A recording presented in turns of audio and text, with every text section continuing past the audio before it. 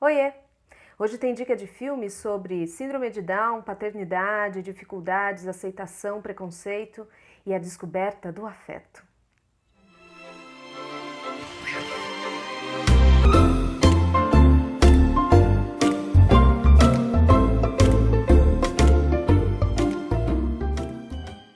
Vocês sabem que eu não faço resenha de qualquer filme aqui no canal.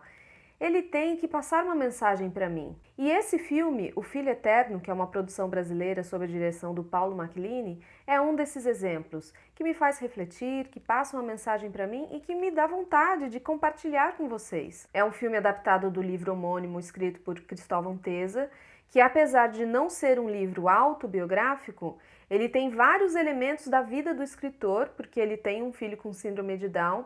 Então a gente vê ali um relato muito sincero de um pai diante de todas as dificuldades que ele passou para poder criar o seu filho. O Filho Eterno conta a história de Roberto, é o papel do Marcos Veras, ele está fazendo um papel dramático, é o protagonista da história.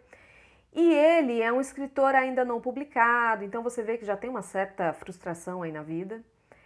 Só que ele acha que com o nascimento do seu filho, tudo isso vai mudar. Assim, o nascimento do menino representa uma guinada na vida dele, um sentido para a vida dele. Só que ainda no hospital, ele e a Cláudia, que é a Débora Falabella no papel da mãe, estão numa maior alegria, porque chegou o Fabrício, que é o bebezinho que eles esperavam, mas o médico vem dar uma notícia um tanto delicada de que o filho é portador de síndrome de Down. E isso tudo está acontecendo na década de 80. É importante a gente saber essa questão temporal para a gente entender um pouco dos conflitos e das reações dos personagens. Então, Roberto se vê diante de uma nova realidade, de que ele é pai de uma criança que não é normal, uma criança que tem mongolismo.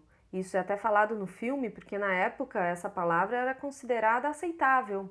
Então, uma avalanche de reações, de conflitos, de sentimentos, de revolta, tudo isso toma conta do Roberto e ele simplesmente não consegue encontrar o amor, o afeto que ele precisa dar para essa criança. E ao longo de 12 anos nós vamos ver esse relacionamento entre pai e filho e a dinâmica familiar. Tudo isso vai mexer muito com a vida do Roberto, vai atrapalhar o seu trabalho, vai influenciar também no seu casamento, tudo vai ruir. E no meio de obstáculos, descobertas, de muito sofrimento, ele ao mesmo tempo irá também entender o verdadeiro sentido da paternidade. Esse é um filme sobre dificuldade de aceitação, envolvimento afetivo com uma criança com síndrome de Down, mas ele poderia representar qualquer criança, qualquer problemática familiar. Esse filme fala muito mais do que isso. O próprio Marcos Veras, na coletiva de imprensa que a gente esteve do filme, ele comentou sobre as diversas dimensões que esse filme aborda. Confere aí. Esse filme fala sobre tantas coisas num filme só, ele fala sobre família, sobre vida, sobre preconceito, sobre paternidade, amor e síndrome de Down. Né? Não é um filme sobre a síndrome de Down, ele fala de tanta coisa ali entre aquelas três pessoas que vivem naquela família. Então eu acho que depois dessa experiência, desse convívio de quase 2 meses com o Pedro, eu passei a olhar para a minha vida, para os meus problemas, de uma maneira muito mais leve, muito mais amorosa, muito mais tranquila, porque ele é assim o dia inteiro, então isso contagia.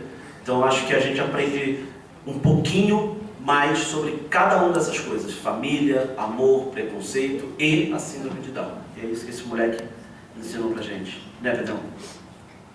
É um filme bastante tocante, um filme bonito, mas não é um filme bonito fofinho. Não espere aquele tipo de aceitação que a gente vê, que o pai bate o olho na criança, tem aquele baque, mas depois ele percebe que essa criança precisa de amor, que não é bem assim. É um processo muito mais duro, muito mais forte, mas é um filme então para você ver sem julgamento. As atitudes do Roberto vão te deixar bastante angustiados, vão fazer com que a gente sinta até uma certa revolta. Você pensa assim, nossa, como que ele pode agir desse jeito com o próprio filho? Como que ele pode desejar isso para o filho dele? Como que ele pode pensar essas coisas? Mas isso não faz do Roberto um vilão. Só faz dele uma pessoa que, com as suas limitações, com a falta de informação da época, ele está tentando. Ele ainda, como bem disse a Débora Falabella na coletiva, ele ainda não descobriu o caminho do afeto.